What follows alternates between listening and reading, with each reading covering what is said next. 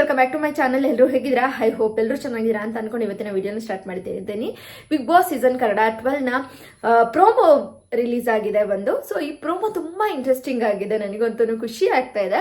ಅಂದ್ರೆ ಗುರುವಾರದ ಎಪಿಸೋಡ್ನ ಒಂದು ಪ್ರೋಮೋ ಏನಂತಂದ್ರೆ, ನಿನ್ನೆ ಒಂದು ಏನು ಈ ವಾರದ ಒಂದು ಟಾಸ್ಕ್ ಅಲ್ಲಿ ಕ್ಯಾಪ್ಟನ್ಸಿ ಅಭ್ಯರ್ಥಿಗಳಾಗಿ ಆಯ್ಕೆ ಆಗಿರುವಂಥದ್ದು ನಮ್ಮ ರಘು, ಹಾಗೆ ನಮ್ಮ ಗಿಲ್ಲಿ, ಸೂರಜ್ ಮತ್ತೆ ಕಾವ್ಯ. ಈ 4 ಜನ ಕ್ಯಾಪ್ಟನ್ಸಿ ಕಂಟೆಂಡರ್ ಆಗಿ ಸೆಲೆಕ್ಟ್ ಆಗಿದ್ದಾರೆ. ಸೊ ಇವರಿಗೆ ಕ್ಯಾಪ್ಟನ್ಸಿ ಒಂದು ಟಾಸ್ಕ್ ನ ಕೊಡ್ತಾರೆ ನಮ್ಮ ಬಿಗ್ ಬಾಸ್ ಅವರು. ಸೊ ಇವ್ರನ್ನ ಜೋಡಿಯಾಗಿ ಆಯ್ಕೆ ಮಾಡೋದಕ್ಕೆ ನಮ್ಮ ಬಿಗ್ ಬಾಸ್ ಅವರು ಏನ್ ಮಾಡ್ತಾರೆ ಅಂದ್ರೆ, ಸೀಕ್ರೆಟ್ ರೂಮ್ ಅಲ್ಲಿ ಇರುವಂತಹ ನಮ್ಮ ಧ್ರುವನ್ ಮತ್ತೆ ರಕ್ಷಿತಾ ಶೆಟ್ಟಿಗೆ ಒಂದು ಅಧಿಕಾರನ ಕೊಟ್ಟಿದ್ದಾರೆ. ಸೊ ಇವರಿಬ್ಬರಲ್ಲಿ ಈ 4 ಜನನು ಕೂಡ ಜೋಡಿಯಾಗಿ ಆಟ ಆಡಬೇಕು. ಸೊ ನೀವು ಯಾರನ್ನ ಜೋಡಿಯಾಗಿ ಮಾಡ್ತಿರೋ, ಸೊ ಅವರು ಆ ಜೋಡಿ ಆಟ ಆಡ್ತಾರೆ, ಜೋಡಿಯಾಗಿ ಆಟ ಆಡ್ತಾರೆ. ಸೊ ನೀವು ಈ 4 ಜನನ ಯಾರ ಜೋಡಿಯಾಗಿ ಮಾಡ್ತೀರಾ ಅಂತ ಹೇಳ್ಬಿಟ್ಟು ಒಂದು ತೀರ್ಮಾನ ತಗೊಳೋದಕ್ಕೆ ಅಂತ ನಮ್ಮ ಬಿಗ್ ಬಾಸ್ ಅವರು ಕೊಟ್ಟಿದ್ದಾರೆ.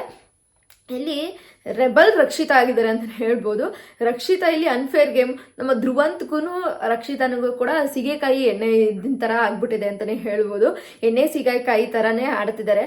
ಅದರಲ್ಲೂ ಕೂಡ ಬಿಗ್ ಬಾಸ್ ಮನೆ ಒಳಗಿದ್ದಾಗ ನಮ್ಮ ರಕ್ಷಿತಾ ಶೆಟ್ಟಿ ಬೇರೆಯವ್ರ ಮಾತೇ ಕೇಳ್ತಾ ಇರ್ಲಿಲ್ಲ. ಅವ್ರು ಏನ್ ಮಾಡ್ತಾರೆ, ಸೊ ಚಿಕ್ಕ ಹುಡುಗಿ ಆದ್ರೂ ಕೂಡ ಅಷ್ಟು ಜನಕ್ಕೆ ಟಕ್ಕರ್ ಕೊಟ್ಕೊಂಡು ಮಾತಾಡ್ತಾಳೆ, ಯಾರ್ದು ತಲೆ ಕೆಡ್ಸ್ಕೊಳ್ಳಲ್ಲ. ಸೊ ನಾನು ಮಾತಾಡ್ತಾ ಇದ್ದೀನಿ, ನನಗೆ ರೈಟ್ ಅನ್ನೋ ಆ ಒಂದು ಮೆಂಟಾಲಿಟಿ ಇರುವಂತಹ ಹುಡುಗಿ. ಸೊ ಇನ್ನು ಬಿಗ್ ಬಾಸ್ ಅಲ್ಲಿ ಯಾವ ತರ ಇರಬೇಕು ಅನ್ನೋದನ್ನ ನಿಜವಾಗ್ಲೂ ತಿಳ್ಕೊಂಡೇ ಹೋಗಿದ್ದಾಳೆ ಅಂತ ನನಗೆ ಅನ್ಸುತ್ತೆ.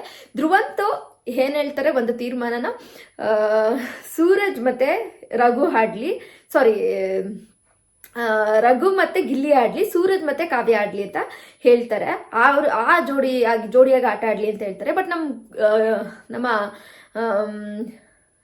ರಕ್ಷಿತಾ ಶೆಟ್ಟಿ ಏನ್ ಹೇಳ್ತಾರೆ ಅಂತ ಅಂದ್ರೆ, ಇಲ್ಲಿ ಗಿಲ್ಲಿ ಕಾವ್ಯನ ಜೋಡಿಯಾಗಿ ಹಾಕ್ಬೇಕು.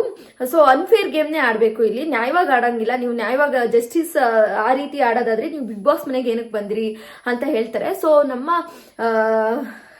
ಇಲ್ಲಿ ರಕ್ಷಿತಾ ಶೆಟ್ಟಿ ಬಂದ್ಬಿಟ್ಟು ಅವ್ರಿಗೆ ಅರ್ಥ ಮಾಡ್ಕೊಂಡ್ಬಿಟ್ಟಿದ್ದಾರೆ, ಬಿಗ್ ಬಾಸ್ ಅಂದ್ರೆ ಇಲ್ಲಿ ನ್ಯಾಯಪರವಾಗಿ ಆಟ ಆಡೋಂಗಿಲ್ಲ, ನಾವು ಇಲ್ಲಿ ಏನು ಇಲ್ಲಿ ಜಗಳ ತಂದಿಡಬೇಕು, ಆ ರೀತಿ ಆಟ ಆಡಬೇಕು ಅನ್ನೋ ತರ ಫಿಕ್ಸ್ ಆಗ್ಬಿಟ್ಟಿದಾರೋ ಏನೋ ಗೊತ್ತಿಲ್ಲ. ಫುಲ್ ರೆಬೆಲ್ ಆಗ್ಬಿಟ್ಟಿದ್ದಾರೆ. ಸೀಕ್ರೆಟ್ ರೂಮಲ್ಲಂತೂ ನಮ್ಮ ಧ್ರುವಂತ್ ಎಷ್ಟೇ ಇದ್ ಮಾಡಕ್ ಹೋದ್ರು ನಮ್ಮ ರಕ್ಷಿತಾ ಕಂಟ್ರೋಲ್ ಮಾಡಕ್ ಆಗ್ತಾನೆ ಇಲ್ಲ. ಅಷ್ಟು ನಮ್ಮ ರಕ್ಷಿತಾ ಫುಲ್ ರೆಬಲ್ ಆಗಿ ಅಂದ್ರೆ ಆನೆ ನಡೆದಿದ್ದ ದಾರಿ ಅನ್ನೋ ರೀತಿ ನಂದೇ ನಡಿಬೇಕು ಅನ್ನೋ ರೀತಿಲಿ ಧ್ರುವಂತ್ಗೆ ಟಕ್ಕರ್ ಕೊಡ್ತಾ ಇದ್ದಾರೆ. ಸೀಕ್ರೆಟ್ ರೂಮ್ ಅಲ್ಲಿ ಇದ್ರೂ ಕೂಡ ರಕ್ಷಿತಾ ತುಂಬಾನೇ ಇಂಟ್ರೆಸ್ಟಿಂಗ್ ಆಗಿದೆ. ಅಂದ್ರೆ ಈ ವಾರ ನಿಮ್ಗೆ ಗೊತ್ತಿರಾಗೆ ನೋ ಎಲಿಮಿನೇಷನ್ ವೀಕ್ ಆಗಿತ್ತು, ಏನೂ ಕೂಡ ವೋಟಿಂಗ್ಸ್ ಲೈನ್ ಓಪನ್ ಇರಲಿಲ್ಲ. ಸೊ ಹಾಗಾಗಿ ಸುಮ್ಮನೆ ಒಂದು ಎಲಿಮಿನೇಷನ್ ಅಂತ ಮಾಡಿ ಸೀಕ್ರೆಟ್ ರೂಮ್ಗೆ ಹಾಕಿದ್ದಾರೆ. ಸೊ ಇದರಿಂದ ಬಿಗ್ ಬಾಸ್ ಒಂಥರ ಬೇರೆ ರೀತಿಯಲ್ಲಿ ಇದಾಗ್ತಾ ಇದೆ, ಒಬ್ಬೊಬ್ರು ಕ್ಯಾರೆಕ್ಟರ್ ಹೊರಗಡೆ ಬರ್ತಾ ಇದೆ ಅಂತ ಅನ್ಸುತ್ತೆ. ಬಿಗ್ ಬಾಸ್ ಮನೆ ಒಳಗಡೆ ಇದ್ದಾಗ ನಮ್ಮ ರಕ್ಷಿತಾನ ಅಷ್ಟು ಜನದ ಮಧ್ಯದಲ್ಲಿ ಅಷ್ಟೊಂದು ನೋಡಕ್ ಆಗ್ತಾ ಇರ್ಲಿಲ್ಲ. ಅಂದ್ರೆ ಅವ್ರ ಕ್ಯಾರೆಕ್ಟರ್ ಅಷ್ಟೊಂದು ಇದಾಗ್ತಾ ಇರಲಿಲ್ಲ. ಸೊ ಸೀಕ್ರೆಟ್ ರೂಮಲ್ಲಿ ಅವ್ರಿಬ್ಬರೇ ಇದ್ದಿದ್ದಾಗ ಸೊ ಅವ್ರಿಗೆ ಕೊಡುವಂತಹ ಒಂದು ಟಾಸ್ಕ್ಗಳೇನಿದೆ ಅದ್ರ ಮುಖಾಂತರ ನಮ್ಮ ರಕ್ಷಿತನ ಒಂದು ಆಟ ಗೊತ್ತಾಗ್ತಾ ಇದೆ, ಮತ್ತೆ ಧ್ರುವಂತ ಆಟ ಗೊತ್ತಾಗ್ತಾ ಇದೆ. ಚೆನ್ನಾಗಿ ಆಡ್ತಾ ಇದ್ದಾರೆ. ಬಿಗ್ ಬಾಸ್ ಮನೆಗೆ ಹೆಂಗ್ ಆಟ ಆಡಿದ್ರೆ ಹಿಂಗಾಗತ್ತೆ ಅನ್ನೋದು ರಕ್ಷಿತನ್ಗೆ ಮೊದ್ಲೇ ತಿಳ್ಕೊಂಡಿದ್ದಾರೆ ಅಂತ ನನಗೆ ಅನ್ಸುತ್ತೆ. ಸೊ ಹಂಗಾಗಿ ರಕ್ಷಿತಾ ಅವರು ತುಂಬಾನೇ ಪ್ಲಾನಿಂಗ್ ಆಗಿ ಹೇಳ್ತಾ ಇದ್ದಾರೆ.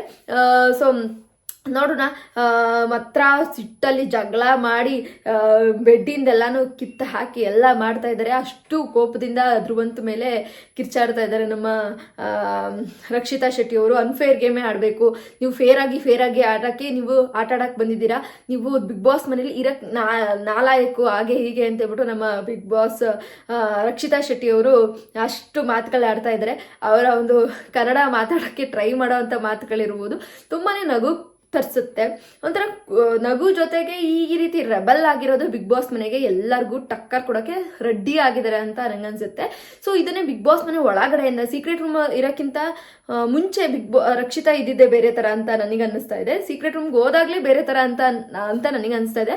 ಫುಲ್ಲು ಏನಂತಂದ್ರೆ ರಕ್ಷಿತಾ ಈಗ ಸ್ವಲ್ಪ ಎಚ್ಚರಿಕೊಂಡಿದ್ದಾರೆ. ಸೊ ನಾನು ಹಿಂಗೆ ಆಟ ಆಡಬೇಕು, ಈ ರೀತಿ ಇರಬೇಕು ಅನ್ನೋದು ಫುಲ್ ಫಿಕ್ಸ್ ಆಗಿದ್ದಾರೆ. ಸೊ ಧ್ರುವಂತ್ಗೆ ಕ್ಯಾರೆ ಅಂತ ಇಲ್ಲ ನಮ್ಮ Rakshita Shetty.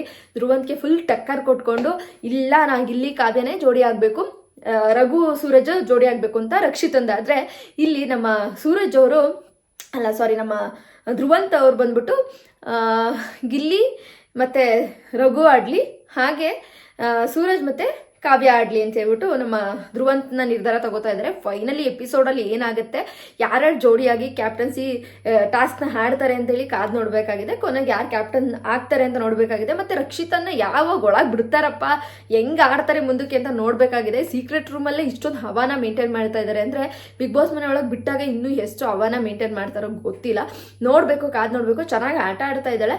So big boss ಮನೆಗೆ ಈ ತರ ಇದ್ರೆ ನಾವು ಮುಂದೆ ಹೋಗ್ಬೋದು ಅನ್ನೋದು, ಅನ್ಫೇರ್ ಗೇಮ್ ಆಡೋದಕ್ಕಿಂತ ಅನ್ಫೇರ್ ಗೇಮೇನೆ ಇಲ್ಲಿ ನಡೆಯುತ್ತೆ ಅನ್ನೋದು ನಮ್ಮ ರಕ್ಷಿತನ ವಾದ. ಸೊ ನಿಮಗೇನು ಅನ್ಸುತ್ತೆ, ಫೇರ್ ಗೇಮ್ ಮಾಡಬೇಕಾ ಅನ್ಫೇರ್ ಗೇಮ್ ಮಾಡಿದ್ರೆ ಒಳ್ಳೇದಾ ಅನ್ನೋದನ್ನ ಕಮೆಂಟ್ ಬಾಕ್ಸಲ್ಲಿ ಕಮೆಂಟ್ ಮಾಡಿ.